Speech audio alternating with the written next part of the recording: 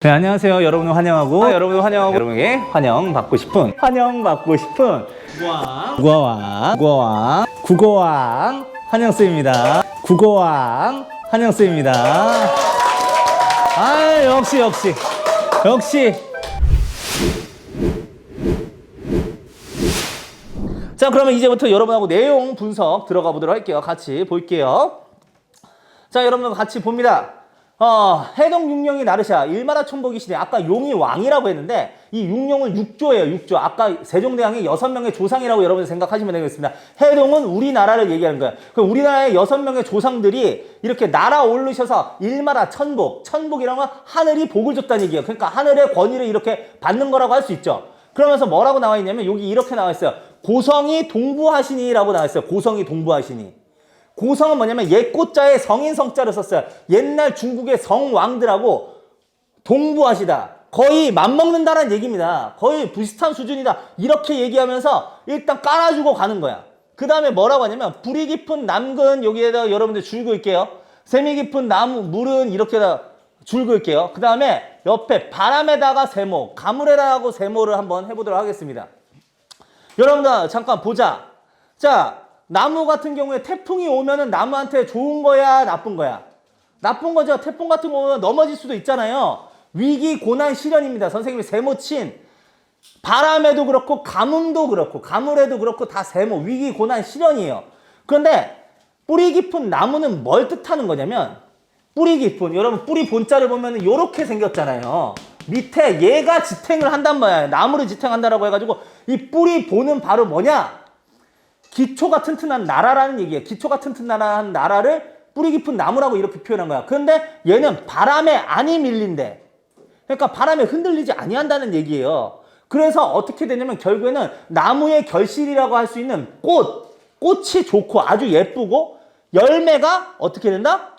크게 일어난다. 많게 일어난다는 얘기입니다. 그러면은 결국에는 결실을 맺었죠. 위기의 고난을 극복하는 거 어떻게? 뿌리가 깊기 때문에 그게 가능했었던 거야. 기초가 튼튼한 나라는 고난과 위기에 무너지지 않고 어떻게 된다? 결실. 나라의 결실이라고 할 수 있는 건 뭐냐?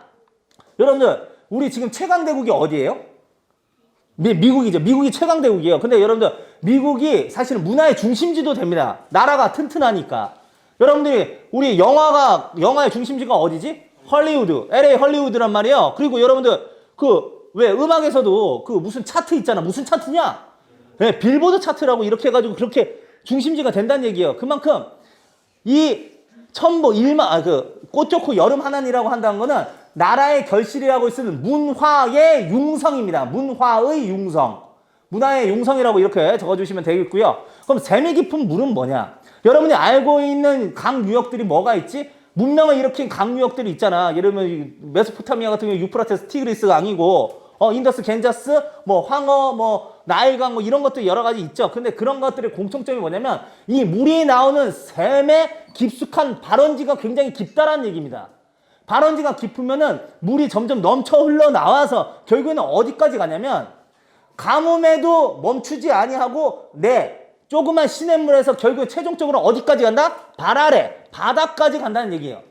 그럼 여러분한테 같이 볼게요. 지금 처음에 시작하는 우리 조선이란 나라가 사실 유서가 깊기 때문에, 자, 유서 깊은 나라, 재미 깊은 물은 유서 깊은 나라인데 유서가 깊기 때문에 결국에는 여기에서 멈추는 게 아니고 마지막으로는 더 큰 나라가 될 것이다라고 하는 얘기. 즉, 왕조의 무궁한 발전을 얘기하는 겁니다. 내일어 바다에 가는 거 왕조의 무궁한 발전을 의미하는 거라고 여러분이 생각을 하시면 되겠어요. 알겠죠? 자, 그렇게 여러분한테 말씀을 드리면서 2장 이렇게 넘어가도록 할게요. 자, 이제 125장 남았습니다. 이제 125장만 이렇게 한번 해보도록 할게요. 천세우해.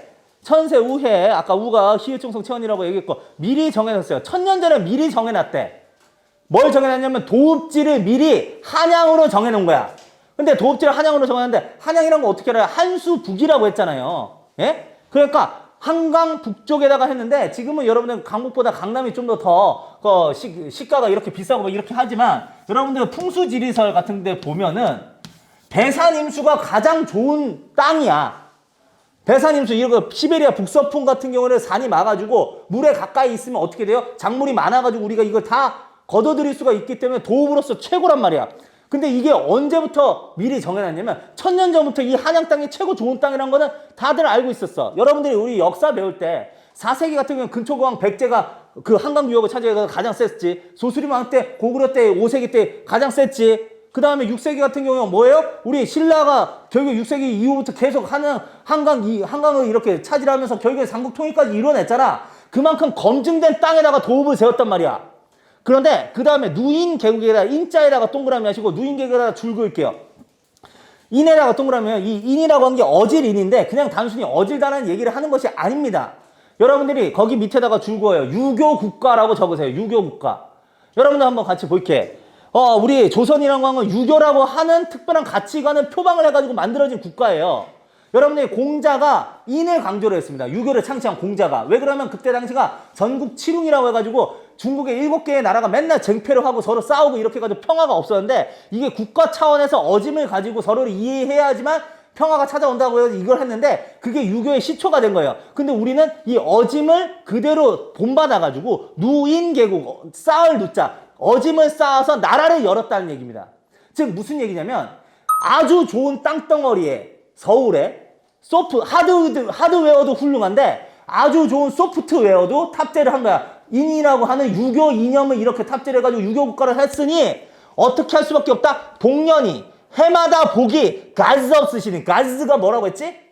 끝. 해마다 복이 끝이 없을 거다라는 이런 얘기를 하고 있는 거죠. 알겠죠? 자, 그러면 그 다음으로 같이 한번 보도록 할게요. 성신이 이으셔도 두음법 추정하면 이자가 되죠?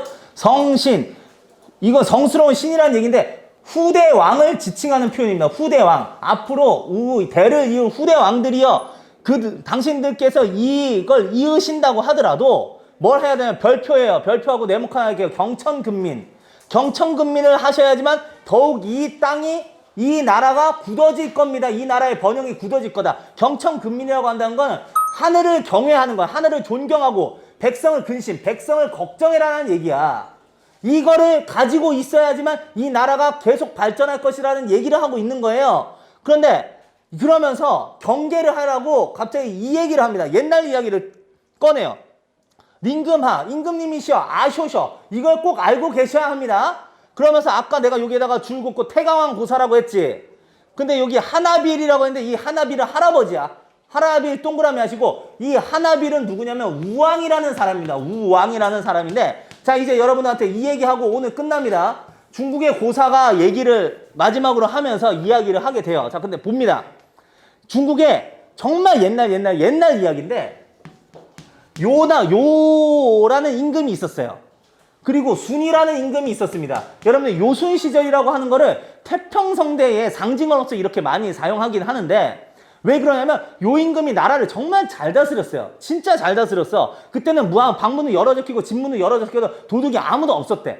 평화롭게 이렇게 잘 지내고 있었는데 이 요 임금이 왕위를 자기 아들한테 물려준 게 아니고 사람들한테 다 물어봤어. 누가 왕이 되면 적합하겠냐? 누가 우리 애한테 가장 어진 사람이냐라고 하는데 사람들이 다들 순을 추천을 했어요. 모두의 만장일치로 순을 추천했다면 그 사람의 품격을 알 수가 있겠죠? 그래서 이 순 임금을 했는데 진짜 요 임금보다도 더 잘 다스렸어. 그래서 요순 시절을 태평 시절이라고 얘기를 하는데 문제는 순 임금 말년에 인간으로서 아무리 잘해도 할 수가 없는 일이 도래하게 되는데 그게 바로 뭐냐면 황허왕 장강이 범람을 하게 됩니다. 이 범람을 하게 돼가지고 어떻게 되느냐?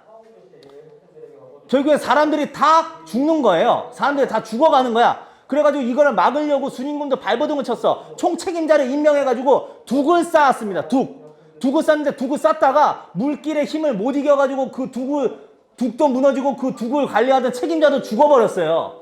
그러다 보니까 이걸 어떻게 하지? 몇 년 동안 이게 해소가 안 되니까 순임금이 이렇게 얘기를 하게 합니다. 이거 해결하는 사람에게 내 왕위를 물려주마. 제발 좀 해결해줘라. 이렇게 얘기를 하는데 누가 등장하면 그때 우라는 사람이 등장을 해요.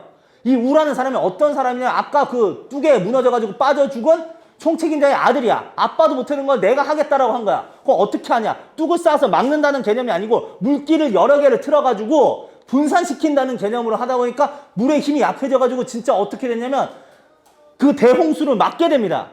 그래서 얘가 뭐가 되냐? 왕위를 물려줘가지고 하는데 사람들이 동의를 했을까요? 동의하지 않았을까요? 다 동의하지. 왜냐면 자기 목숨을 구해준 사람이니까 영웅 중에 영웅이란 말이야. 그래가지고 이 사람이 왕이 되니까 사람들이 다 이렇게 얘기했어요. 우왕, 굿. 이렇게 얘기를 했단 말이에요. 자, 미안해요. 자, 그런데 여기에서 끝난 게 아니에요. 근데 이 사람이 중국 역사에서 정말 중요한 사람이야. 왜 중요하냐? 이 사람이 중국 최초의 왕조라고 하는 왕위를 물려주고 대대로 물려줄 수 있는 왕조의 첫 번째 왕조를 만든 하왕조의 시초란 말이야. 시조란 말이야. 근데 우왕이 그만큼 강력한 권력을 자랑하니까 자식한테 물려줘도 아, 왜 자식한테 물려줘? 이렇게 하지 않고 아, 그래 우리 우왕의 은혜를 입었으니까 자식한테 물려준 거 인정! 이랬단 말이에요. 자식이 별 볼 일 없었어요. 근데 자식이 또 자식을 우리가 손자라고 하죠? 태강왕이 등장을 합니다. 근데 이 태강왕은 그냥 못 다스린 정도가 아니고 아주 잔악무도한 사람이었어. 낙수라는 곳에 가서 산행이 사냥이에요, 사냥. 사냥을 하는데 뭐도 사냥을 했냐면 백성도 사냥하고 충신도 사냥하고 다 사냥했어요. 화살로 다 맞춰가지고 그거 인간잡이 놀이를 했었단 말이야. 그러니까 이게 아무리 할아버지가 나한테 은혜가 있었다고 하더라도 그 도를 넘어서게 되니까 어떻게 돼버렸어?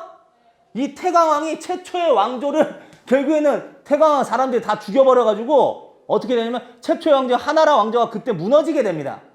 아시겠죠? 그럼 이게 무슨 얘기냐면 있잖아. 이런 얘기예요. 야, 후대 왕들이요, 잘 들으세요.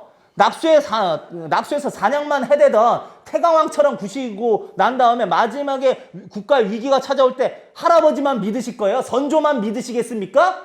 그러지 말고 니들부터 뭐 하라? 경천 근민하라. 이 얘기입니다. 아시겠죠? 이렇게 함으로써 후대왕에 대해서 훈계하는 내용까지 이렇게 마무리하면서 바로 용비어천가 끝내도록 하겠습니다. 지금까지 여러분을 환영하고 여러분에게 환영받고 싶은 국어왕 환영쌤입니다. 여러분들 공부 열심히 하시고 시험 잘 보시길 바랍니다. 네, 수고했어요.